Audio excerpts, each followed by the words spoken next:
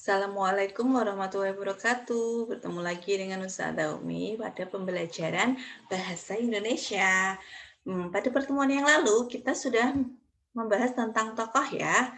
Nah, tokoh itu merupakan salah satu bagian atau salah satu unsur dari unsur intrinsik sebuah cerita. Unsur intrinsik itu adalah unsur yang membangun cerita, unsur yang membangun cerita. Yang membangun cerita itu ada tokoh, penokohan, alur, latar, sudut pandang, gaya bahasa, dan tema. Tapi yang kita bahas itu tema, tokoh, penokohan, alur, latar, sudut pandang, dan amanat. Nah, unsur-unsur cerita ini ada itu ya, bisa dilihat ya, ada tema, tokoh, penokohan, alur, latar, sudut pandang, dan amanat. Nah, kita akan bahas satu-satu. Yang pertama adalah tema.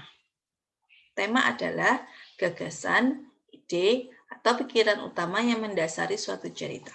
Tema juga dapat diartikan suatu yang menjadi dasar cerita. Tema itu adalah ide dari cerita tersebut ya.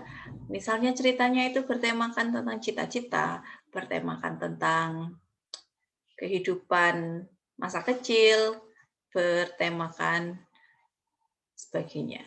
Dan sebagainya maksud Ustazah. Selanjutnya adalah tokoh. Walaupun kemarin sudah dibahas, kita bahas lagi ya. Tokoh adalah orang yang mengalami peristiwa dalam berbagai jenis cerita. Pada umumnya, tokoh berwujud manusia, namun dapat pula berwujud hewan atau benda yang diinsankan. Maksudnya adalah tokohnya itu misalnya dalam cerita Kancil dan Buaya itu berwujud hewan. Terus ada juga yang berwujud benda. Berdasarkan sifatnya, tokoh itu dibagi menjadi 3. Yang pertama adalah tokoh protagonis. Tokoh protagonis itu adalah tokoh yang membawakan watak positif atau menyampaikan nilai positif. Nah, bisa dibilang protagonis itu adalah tokoh yang baik. Selanjutnya adalah tokoh antagonis. Tokoh antagonis adalah tokoh yang membawakan watak negatif atau menyampaikan nilai negatif sehingga disebut juga tokoh jahat. Selanjutnya adalah tritagonis. Tritagonis adalah tokoh penengah atau tokoh pendukung dari tokoh utama. Jadi tokoh tritagonis itu ada juga tokoh jahatnya, ada juga tokoh baiknya, tapi itu bukan tokoh utamanya. Nah, selanjutnya adalah penokohan. Penokohan adalah penyajian watak dari tokoh.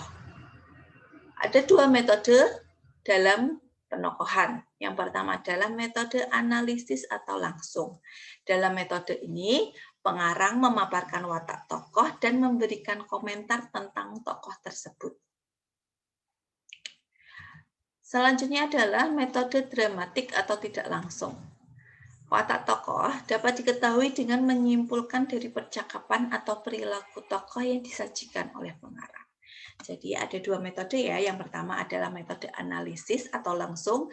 Yang kedua adalah metode dramatik atau tidak langsung.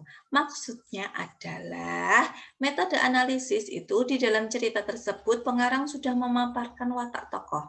Sudah dijelaskan bahwa si A memiliki sifat yang jahat, sedangkan saudaranya berkebalikan, dia memiliki sifat yang baik, jujur, ramah, dan sebagainya. Nah, dalam cerita tersebut, penokohannya menggunakan metode analisis. Tapi jika pengarang tidak memaparkan, tapi pembaca itu membaca dari awal sampai akhir kemudian menyimpulkan, itu merupakan metode dramatik. Setelah tokoh dan penokohan, selanjutnya itu adalah alur. Apa sih alur itu? Alur adalah rangkaian peristiwa dalam cerita yang dijalin dalam hubungan sebab akibat. Jadi sebabnya itu apa, pasti ada akibatnya. Jadi rangkaian peristiwa, alur itu. Alur itu ada 3 macam. Yang pertama adalah alur maju. Alur maju adalah peristiwanya itu dalam cerita tersebut adalah lurus terus maju. semakin ke depan. Kalau misalnya menceritakan tentang kehidupan seseorang, itu pasti apa tahapannya dari awal sampai akhir. Itu alur maju. Selanjutnya adalah alur mundur. Kalau alur mundur adalah flashback atau kembali ke masa lalu. Membayangkan masa lalu. Nah, itu adalah alur mundur. Jadi alur mundur itu menceritakan ketika misalnya dia sudah dewasa, membayangkan apa kehidupan di masa kecilnya. Itu alur mundur. Yang terakhir adalah alur maju mundur. Jangan ketawa ya, alur maju mundur itu adalah alur yang dimana ceritanya itu rangkaian peristiwanya itu maju, tapi pada beberapa bagian cerita itu membayangkan masa lalu. Setelah itu, kemudian ceritanya lanjut lagi ke alur yang maju. Itu adalah alur. Yang selanjutnya adalah latar. Latar adalah segala keterangan atau petunjuk yang berkaitan dengan ruang, waktu, suasana, situasi dalam peristiwa cerita.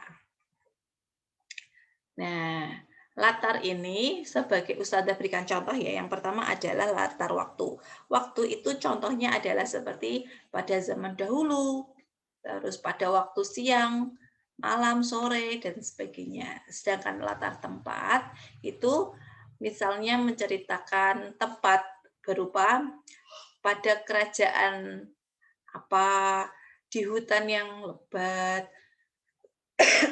di sekolah, di rumah, pokoknya itu kalimat yang menjelaskan tentang tempat itu adalah latar tempat. Suasana dan situasi. Contohnya misalnya di hujan yang lebat, pada hari yang mendung, nah itu adalah suasana dan situasi. Jadi latar itu ada waktu, ruang, suasana, dan situasi. Sudut pandang. Sudut pandang adalah posisi pengarang dalam membawakan cerita. Nah, posisi pengarang ini ada dua macam. Yang pertama adalah sudut pandang orang pertama. Sudut pandang orang pertama itu adalah pengarang berperan langsung sebagai tokoh yang terlibat dalam cerita yang bersangkutan.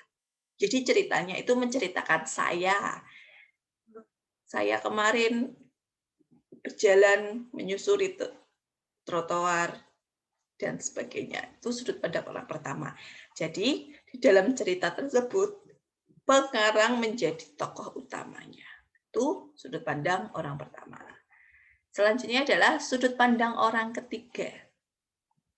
Sudut pandang orang ketiga itu adalah pengarang hanya sebagai pihak ketiga yang berperan sebagai pengamat. Jadi dalam cerita tersebut pengarang bukan sebagai tokoh utama tapi hanya sebagai pengamat. Ini adalah sudut pandang.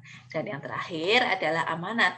Amanat adalah pesan moral yang ingin disampaikan oleh pengarang melalui karangannya. Nah, itu tadi merupakan unsur intrinsik dalam sebuah cerita. Semoga kalian paham dengan penjelasan Ustazah Umi. Karena pembelajaran hari ini sudah selesai, mari kita akhiri dengan bacaan hamdalah bersama-sama. Alhamdulillahirabbil alamin. Cukup sekian dari Ustazah. Wabillahi taufik wal hidayah. Wassalamualaikum warahmatullahi wabarakatuh.